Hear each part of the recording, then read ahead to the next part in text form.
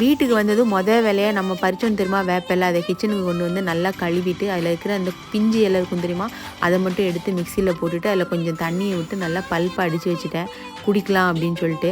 ஆனால் தைரியமே இல்லை அதை குடிக்கிறதுக்கு, கொஞ்சம் பயமாகவே இருந்தது. ஏன்னா ரொம்ப நாள் ஆச்சுல டச்சு விட்டு போச்சு, இப்போ டேஸ்ட் எப்படி இருக்கும் அப்படின்னு தெரில.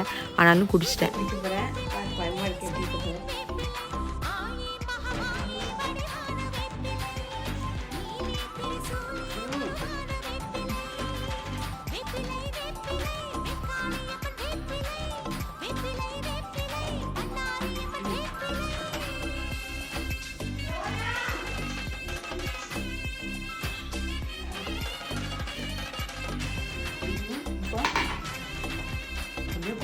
அடுத்து இது வந்து ஃபேஸ் பேக் போடுறேன்.